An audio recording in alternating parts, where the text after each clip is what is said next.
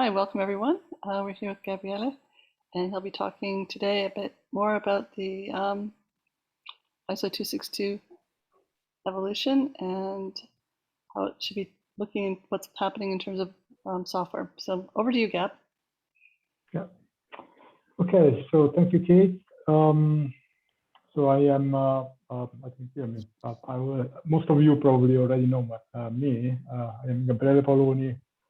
I am senior principal engineer working in Red Hat, and I'm pretty active, in the ELISA project, but also part of the ISO26262 task force that is looking after, the evaluation of the current standard, safety standard, especially when it comes to the qualification of complex pre-existing software components.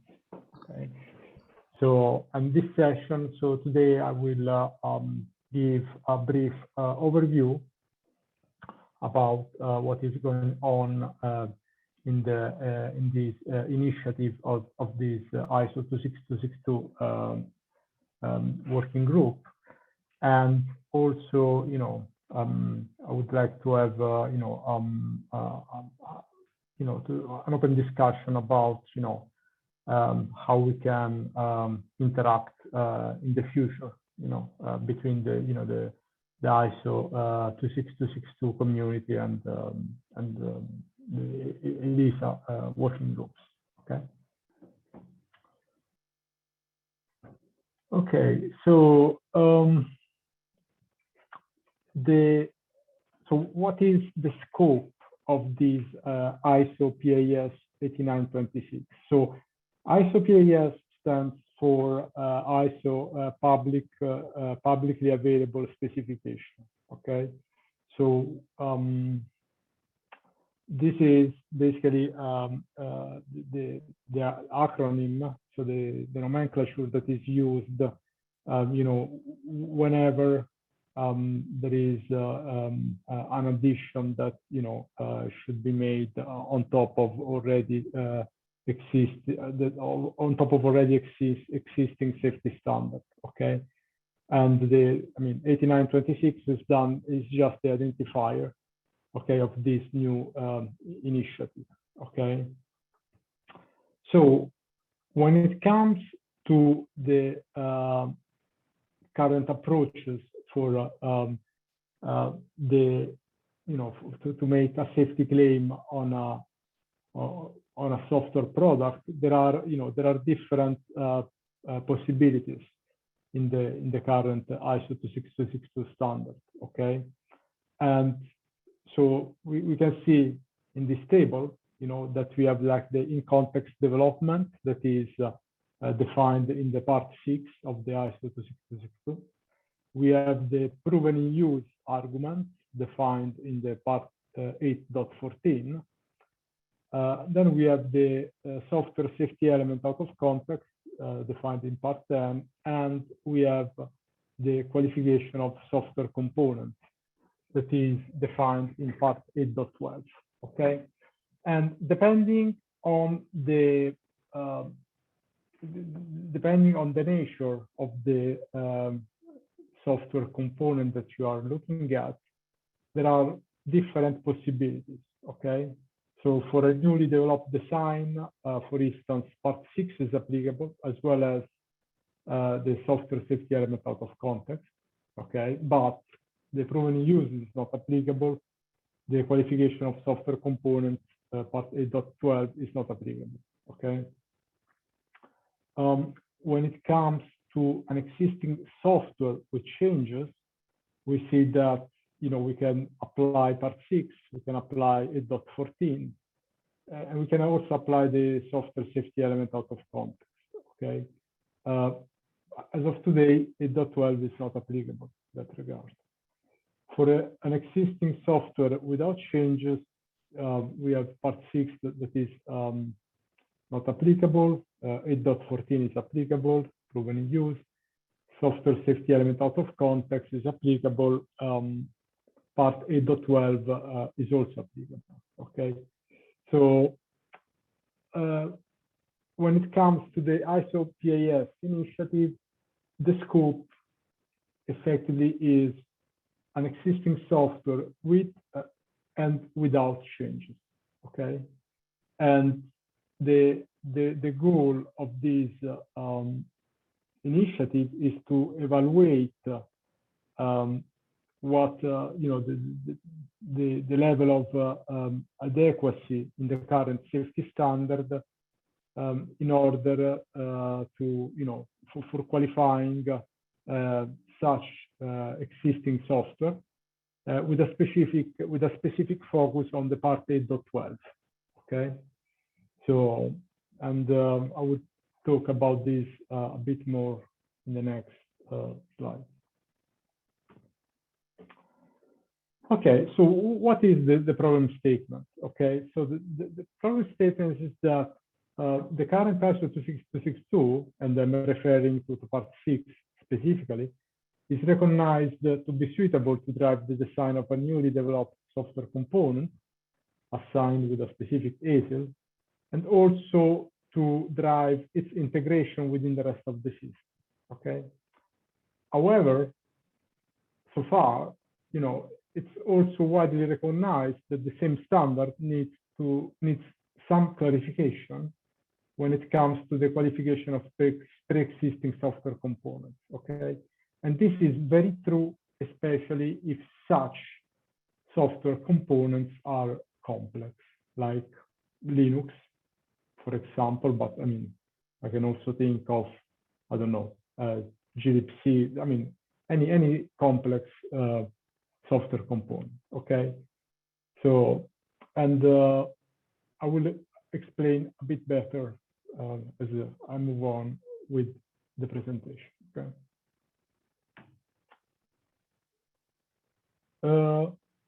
Okay, so previous hints for future developments. Okay, so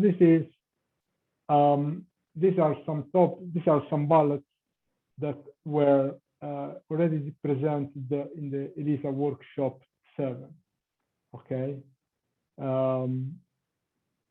so right now, so these were topics for discussion that were proposed before the ISO PAS initiative started, and evolved in the current status. Okay, so the first one is that right now only the compliance with formal software process is defined by international standards is addressed. Okay, so for example, when it comes to quality management claim, only international standards are recognized, right? So open source development practices are not very well recognized. Okay, also the current safety standard, there is no guidance for the evaluation of pre-existing software code design. So just to zoom a bit into this point is that if I look into part 8.12 as of today, we don't have, it is a sort of requirement-based qualification, but there are, it's a black box approach. So we don't, there is no mention about coding guidelines, there is no mention about, study code analysis or code review and so on and so forth, right? Also, if we look at the current part 8.12, so there is, it is mentioned, we have like the possibility of having mixed criticality, of having allocated functional as well as safety requirements. However, there are no, except the mention of these requirement allocations.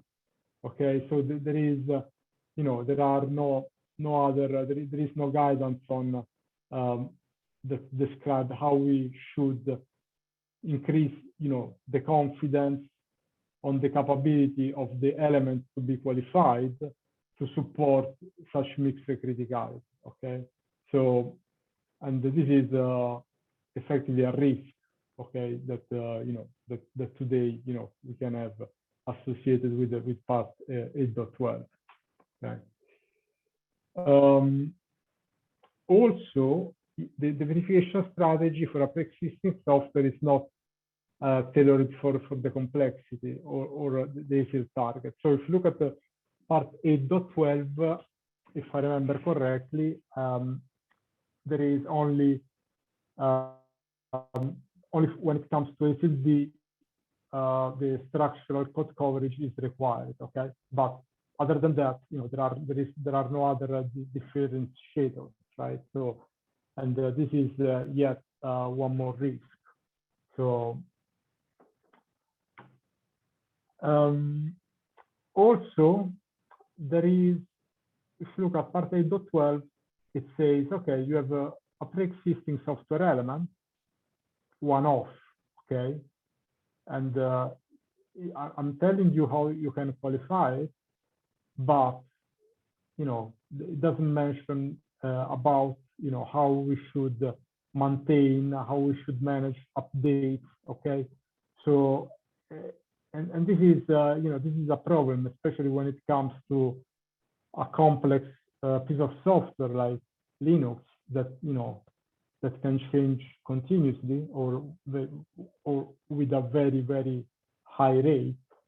If you're lacking direction on how to manage updates of a pre-existing qualified software element, it's a problem. So these are basically, or all of these topics were, were suggested and were touched on in the ELISA workshop number 7, and I think that some of them are also being addressed, in the current ISO PAS initiatives. Okay, so and I will explain a bit more in the next slide. Okay, so so right now, so we, as I said, the ISO community is working, to provide this detailed and exhaustive qualification guidance that is applicable to pre-existing software products. Okay, and the effort right now is focused on defining the limitation on applying the qualification method. Okay, how to provide an adequate evidence in line with the safety expectation, and this is the third bullet, is something that was stressed a lot during the meeting. So we should avoid to create possible shortcuts. Okay, and actually, to be honest, if you look at part 8.12 right now, it is very prone to shortcuts if the standard is not interpreted properly, I would say. Okay. And so, and as of today, so we have 2 groups of discussion. So, the discussion groups are arranged sequentially, and I will show you later a timeline. As of today, we just completed the topics under the group number 1. Okay, so this activity is completed. Okay, and under this activity, so it was discussed the scope of the pass. Okay, the terminologies to be used along the draft associated to the pass, and also it was a lot of focus was put in contextualizing a pre-existing software product as a pre-existing software architectural element. Okay, And I will, and this is a very important point, okay, because it is, so the point is that we are not interested in a standalone software product, okay? Instead, what we're interested in is in the qualification of a pre-existing software component in the perspective of integrating this pre-existing software component also in a wider system, okay? And so this is basically, I mean, these topics have been discussed and are closed right now, okay? And what will be discussed starting from next week, you know, it will be discussed the topics under the group number 2, okay? So in this context, we'll have, you know, the evaluation of the suitability for the reuse of pre-existing software compared to the context of the safety application. So this is basically, this is saying, okay, so, but in order to define what are the more appropriate qualification methods, okay, we should also, you know, be able to classify this pre-existing software, okay? So the type, the complexity, and what are the constraints of integration of such pre-existing software component, right? So these are, so all of these are, you know, parameters that must be defined in order to tell later on, okay, for this class of software component, we may use, you know, such qualification criteria. For this other class, we may use different one, and so on and so forth, okay? And then also, the other topic is the application of the qualification methods for high complex pre-existing software. The third point is the maintenance and changes during, you know, the distribution of a qualified pre-existing software. And finally, you know, there will be like some annexes probably with examples, okay, that are always very, very important and useful. What are other opens that are still not planned, but that are yet, you know, very important, okay? Argumentation from field data, okay? And that comes together with the justification from statistical and reliability models, okay? So this is something that has not been discussed yet, but, you know, it could be a very, very important point. Like, for example, we know that Linux, for example, has been deployed across many different systems, okay?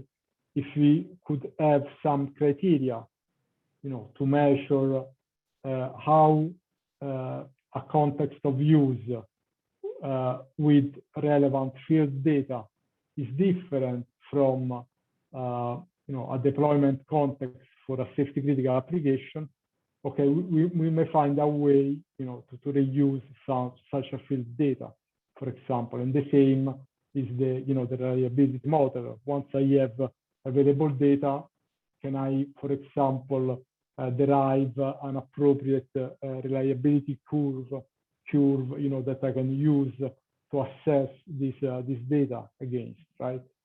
So in order to support my safety claim, okay? And then other ballots, so could be, you know, leveraging the open source community characteristics for safety assurance, okay? And these are effectively, this is a ballot that could be, you know, where ELISA could contribute, right? So, for example, when it comes to the quality management claim, or when it comes to techniques that can support the systematic capability claim, okay? Can we, you know, can we find in ELISA some, you know, some practices that can be equivalent to QM, for example, or can we find some techniques that can be suggested as a sort of alternative with respect to the techniques that today are listed down in the safety standard. Okay, so these are some open questions that where we could make some investigation, for example. Okay, and another problem is another topic. I mean, is tools that are already developed and widely used, but not yet qualified and defined in the ISO 26262. Qualified as defined in the ISO 26262. So, for example, I can think of GCC, right? So GCC, the compiler is, I would say, it's super widespread, right? And for example, can we put together enough data, to claim enough confidence from use according to the ISO 26262 part 8 when it comes to tool qualification, right? For example, okay. So these are some topics that that are not yet addressed in the ISO PAS, but or maybe ELISA could make some contribution. Right. So other possible contributions from the ELISA project. Okay.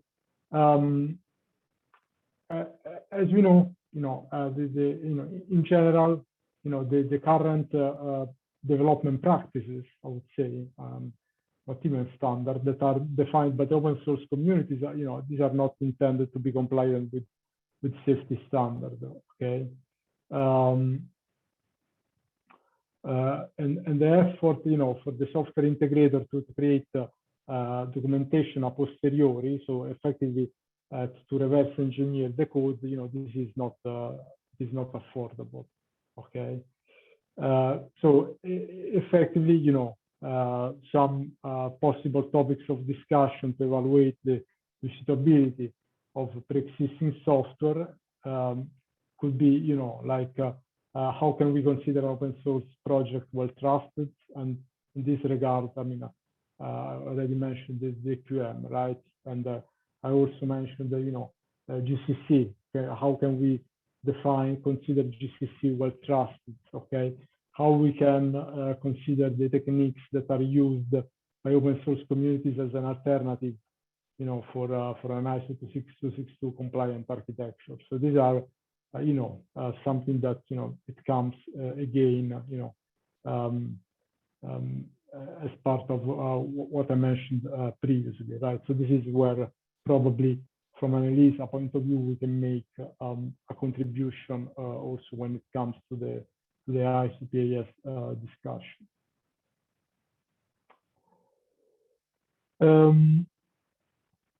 Okay, so now a bit more detail about the topics that are being discussed. Okay, so about the challenges. Okay, so as of today, you already know that part 8.12 itself, it doesn't make any mention about the software complexity of the pre-existing software element to be qualified. Okay. However, if we look at part 6, we have some complexity criteria that are, specifically stated in clause 741 and 743. Okay, and for example, some evaluation criteria are the hierarchical structure of software elements, the size of interfaces, resource management, scheduling properties, and so on and so forth. So effectively, when it comes to the classification of a software component between complex versus simple, probably we should look at these criteria, okay? And the key message here is that even if part 8.12 is a black box approach, it is wrong to think about a black box shortcut, okay? So effectively, we should evaluate, the degree of complexity of our software elements under qualification according, to the clauses that we already have in part 6. Okay, so this is one of the key messages here. Another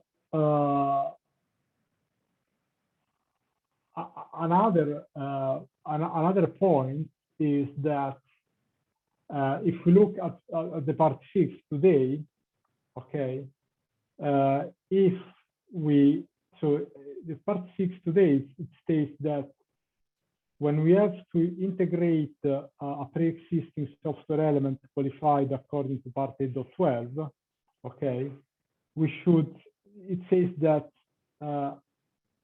some of the clauses that apply to the unit design and unit testing can be skipped, but it doesn't say that, we can skip all of them.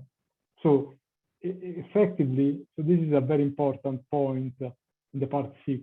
So the problem is that in the context of integration, so we already are, part 6 is already saying, hey, you need to be careful because you cannot take, a black box qualified element and, integrate it as it is, okay?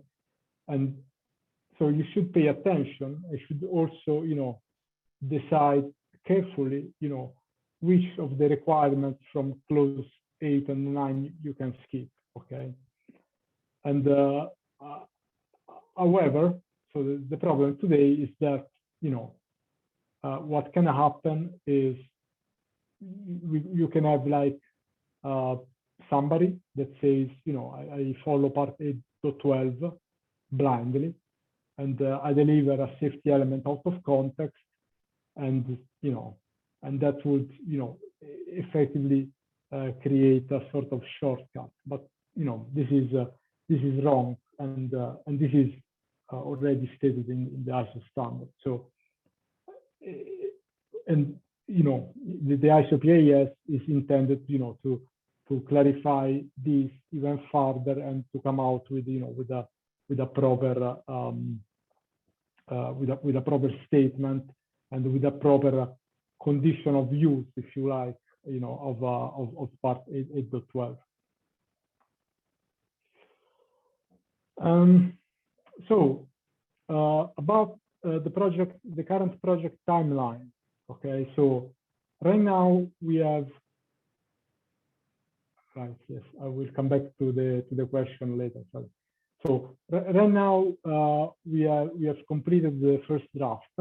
Okay, so the working group 1 has completed working draft 1.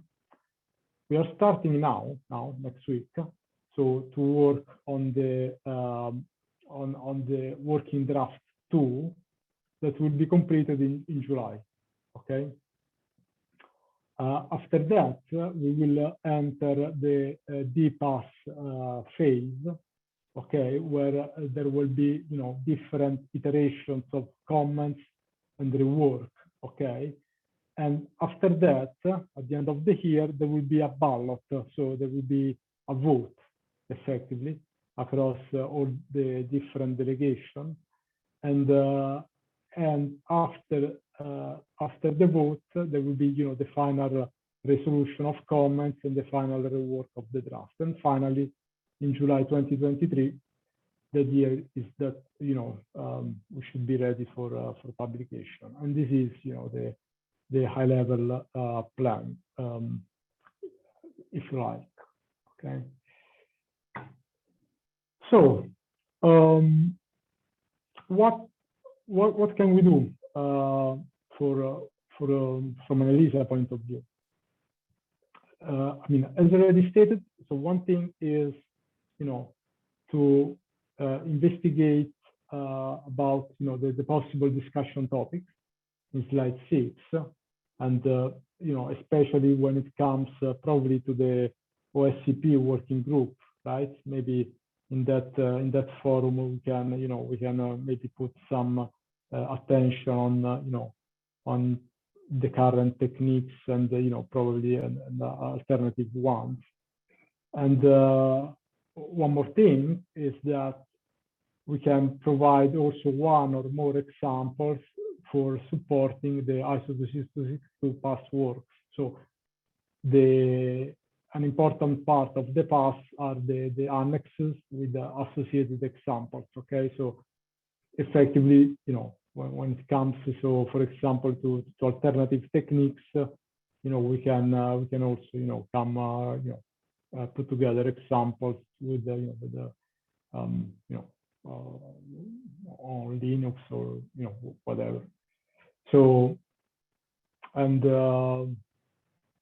yeah, so and this is effectively how we could contribute from an ELISA point of view. Practically speaking, there is we cannot collaborate directly because of there are problems of confidentiality. So the ISO26262 working drafts are only visible to the members of the ISO26262 community, and this cannot be disclosed to ELISA. However, I mean, there are members of the ISO PAS initiative that are also members of ELISA. So in this regard, we have a communication channel, if you like. So, and as the working draft evolve, maybe we can elaborate better on, what these discussion topics could be, and we referring, to the working draft themselves, right? You've got one question Yes. in the chat from Takashi Suzuki. Could you elaborate on context definition, the first step? Context definition. Oh. Yep.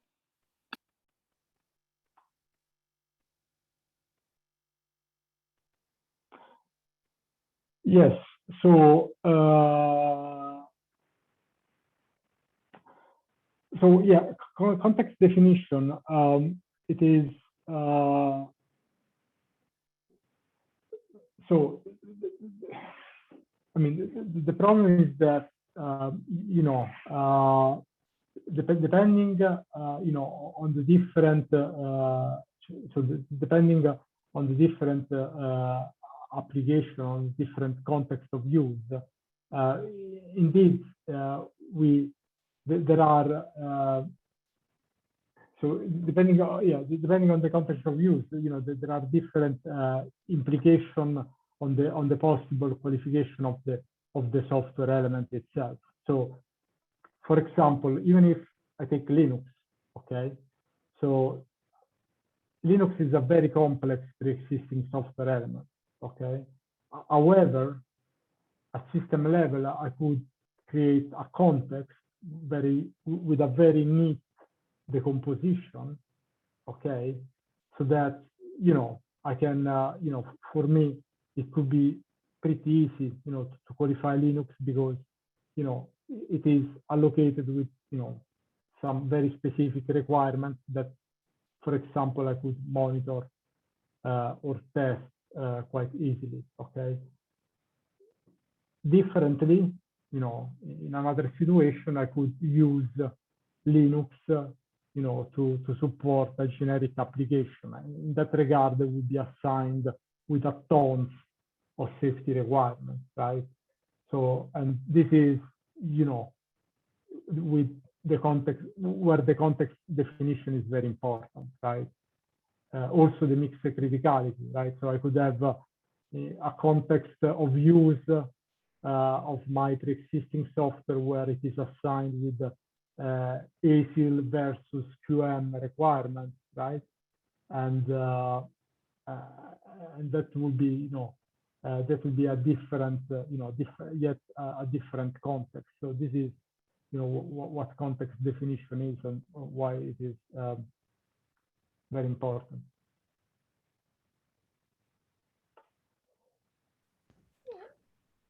Thank you, Gabriel, for your explanation. That's clear. Thank you. Okay, thank you. So I see another question. When you mention about how open source can be well trusted for ISO26262, could we refer to AGL? Good question. I don't know. So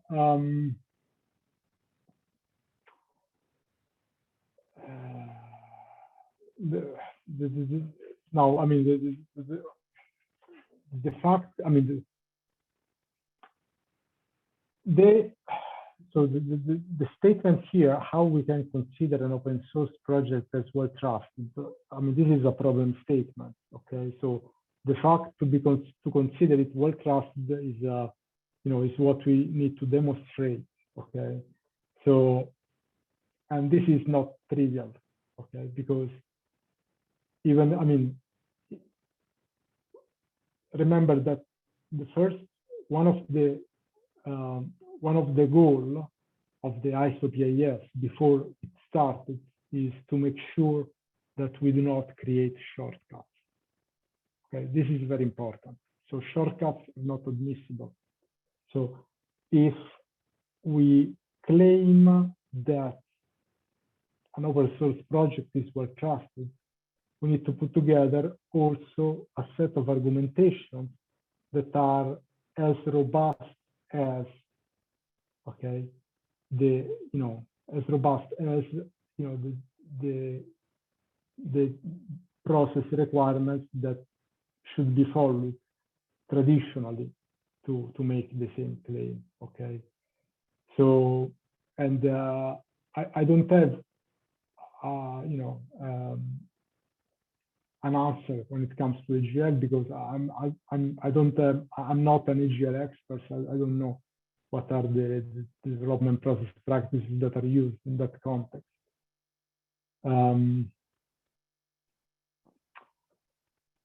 So AGL was, yeah. I don't know. I mean, I mean, it could be a topic maybe for discussion.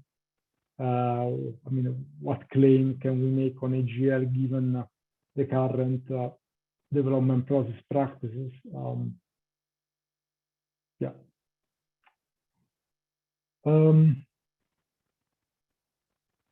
Yes, I think what Paul, sorry, I said yes, but I didn't read out. So Paul is saying might be more useful to talk about what we can trust from a given project and what we can't, and point to evidence. Exactly. So I think this is probably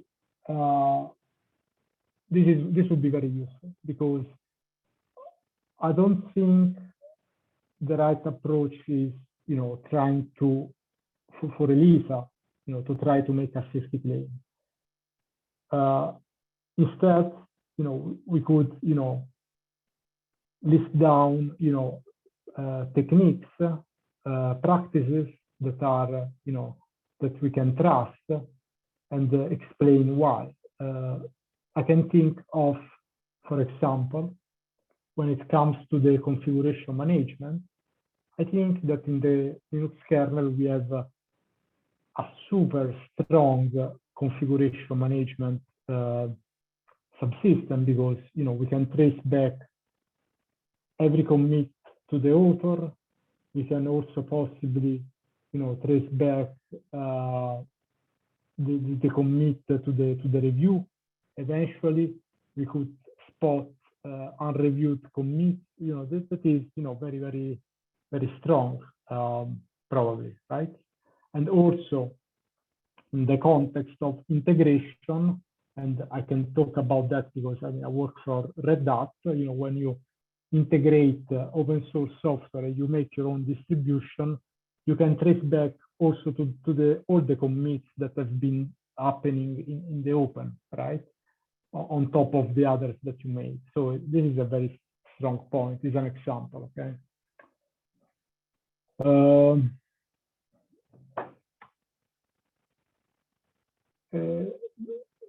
Ideally, in comparison to other OS as QNX, they got certification if AGL is can be claimed in some